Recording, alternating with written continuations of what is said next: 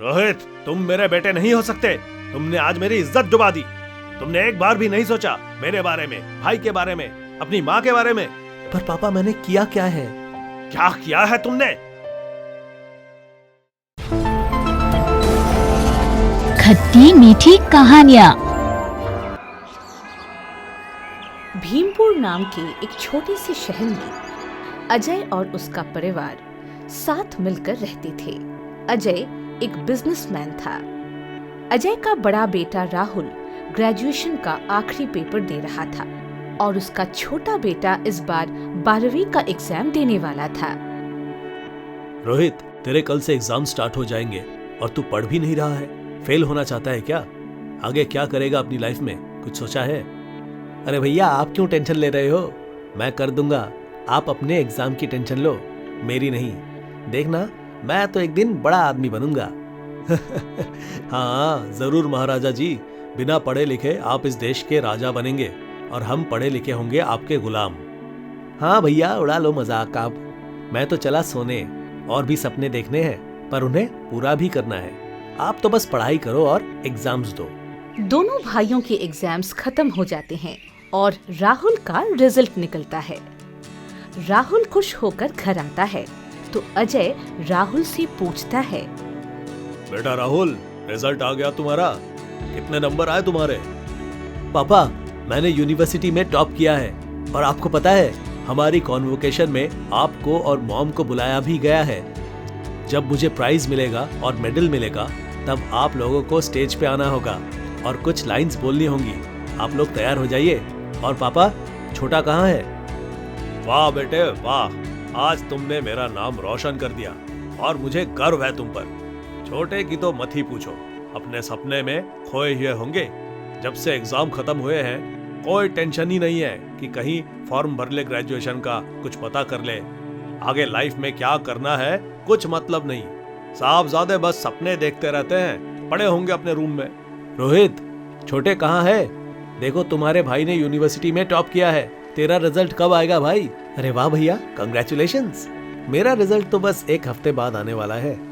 भैया सुनो ना, कुछ गड़बड़ होगा तो संभाल लेना।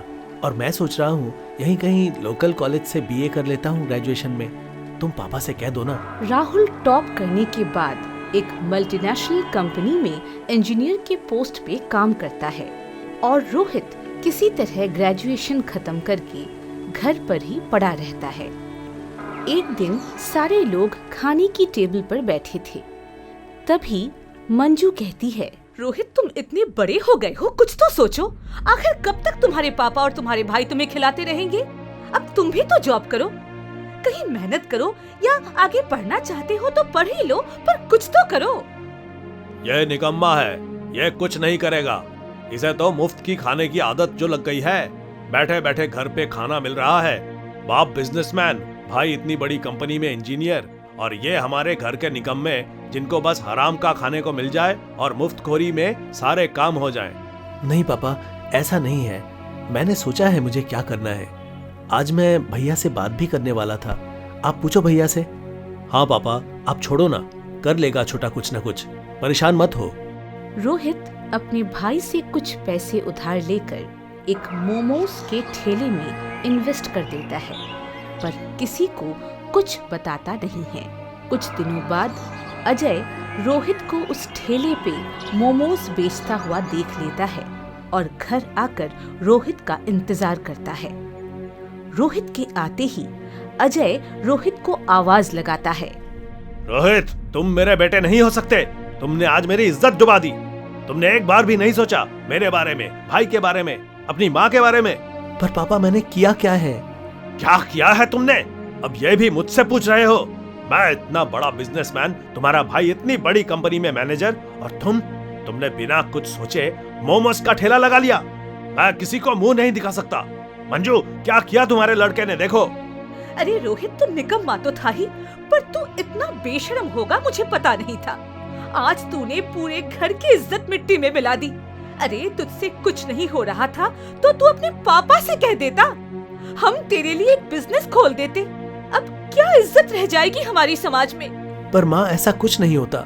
कोई भी काम छोटा बड़ा नहीं होता है। सारे काम एक जैसे होते हैं और मुझे कौन सा मोमोज बनाने होते हैं, मैं तो बस वहां खड़ा रहता हूँ ठेला लेके। आप लोग विश्वास करो मेरा और देखना, मैं इसी को एक दिन बहुत बड़ा बिजनेस बना लूंगा और भाई से भी ज्यादा अर्न करूंगा मैं। आप लोग ये मत सोचना कि मैं जॉब को छोटा बोल रहा हूँ, पर अपना बिजनेस तो अपना ही होता है। प्लीज आप लोग समझो और मेरा सपोर्ट करो। बस, इससे पहले मैं तुम्हें धक्का देकर इस घर से निकालूं, चले जाओ मेरे घर से। मैं सोचूंगा मेरा बस एक ही बेटा है, निकल जाओ। रोहित घर छोड़ने के बाद काफी मेहनत करता है और उस ठेले को एक छोटी सी शॉप बना लेता है और फिर उस छोटी शॉप को एक बड़ी शॉप बना लेता है। देखते ही देखते उसके होटल्स और मोमोज की बहुत सारी शॉप हो जाती हैं। पर एक दिन रोहित के घर के पास वाला पड़ोसी उससे कहता है, अरे रोहित, तुम अपने घर नहीं गए? वहाँ सब लोग इतने परेशान हैं, तुम्हारे पापा को बिजनेस में इतना बड़ा लॉस हुआ है और तुम्हारे भाई की जॉब भी चली गई। तुम्हारे पास सब कुछ है और वो इस तरह से परेशान है, ये अच्छी बात नहीं है। तुम्हें अपने घर जाना चाहिए। इस वक्त तुम्हारे घर में बहुत बड़ी फाइनेंशियल प्रॉब्लम हो गई है। पर भाई साहब, किसी ने मुझे कुछ बताया ही नहीं इस बारे में। आप मेरी एक छोटी सी मदद करेंगे? आप मेरे भाई राहुल से जाकर कहिएगा कि रेड होटल में एक जॉब है, अगर वो चाहे तो कर ले, पर उन्हें पता ना चले कि मैंने आपसे कहा है या वो होटल मेरा है। अगले दिन राहुल, अरे ओ राहुल, मैं आज घर की तरफ लौट रहा था तो मैंने देखा रेड होटल में जॉब मिल रही है। जाकर एक बार वहाँ क्यों नहीं ट्राई करते? काफी बड़ा होटल है, शायद तुम्हें जॉब मिल जाए। थैंक यू भैया जी, थैंक यू सो मच। मैं आज ही जाकर वहाँ इंटरव्यू देता हूँ। राहुल होटल जाकर इंटरव्यू देता है और घर लौटकर फोन का इंतजार करता है। थोड़ी देर बाद hello, hi sir. Hello Rahul, Rahul आपकी जॉब लग गई है। आपको कल से ज्वाइन करना होगा और आपकी सैलरी 90,000 है। क्या आपको मंजूर है? Yes sir, sure sir. Sir मैं कल से ही ऑफिस ज्वाइन कर लूंगा। राहुल घर वालों को अपनी जॉब के बारे में बताता है।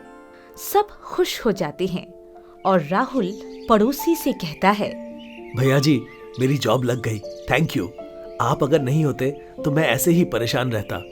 अरे मेरे होने ना होने से कुछ नहीं होता, जॉब तो लगनी ही थी। आखिर छोटे का होटल, मेरा मतलब छोटे ने जो होटल बनाया था, मैंने तुम्हें बता दिया। भैया जी, आप पहले क्या बोल रहे थे वो बोलिए। छोटे का होटल, आपका क्या मतलब था कहने का? रोहित ने मुझसे मना किया था ये बताने को कि वो होटल रोहित का है। उसी ने तुम्हें जॉब दी है और ये सैलरी भी। राहुल पड़ोसी की बात सुनकर बहुत खुश हो जाता है और अपने पापा और मम्मी से जाकर कहता है, पापा मम्मी, आपको पता है आज आपके बेटे की जॉब उसकी काबिलियत की वजह से नहीं, आपके संस्कारों की वजह से लगी है। क्या कहना चाहते हो? साफ साफ कहो। माँ, मुझे जॉब छोटे ने दी, अपने छोटे ने। उसने मुझे जॉब तो दी ही और ऊपर से डबल सैलरी भी दी। पापा, उसे घर बुला लो। पापा, कोई भी काम बड़ा छोटा नहीं होता। आज रोहित ने यह साबित कर दिया। उसने एक मोमोज के ठेले से मेहनत करके 2 बड़े होटल, 4 मोमोज की बड़ी शॉप खोल दी है और उसे कभी इस बात का घमंड नहीं होता और वो आज भी उसी ठेले के पास बैठा रहता है।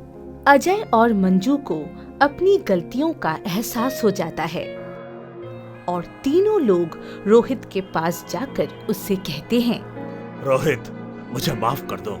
मैंने ही तुम्हें घर से निकाला था और आज मैं ही तुझे लेने आया हूँ। तुम मुझे माफ कर दो बेटा और मेरे साथ चलो। मैं सब समझ गया हूँ। पापा, आप माफी मत मांगो। आपने मेरे लिए जो सोचा हर पिता सोचेगा और मैं किसी से नाराज नहीं हूँ। रोहित सबको माफ कर देता है और उनके साथ घर वापस लौट जाता है। इस कहानी से हमें यह शिक्षा मिलती है कि कोई भी काम बड़ा या छोटा नहीं होता, बस हमें उस काम को मेहनत और लगन से करना चाहिए।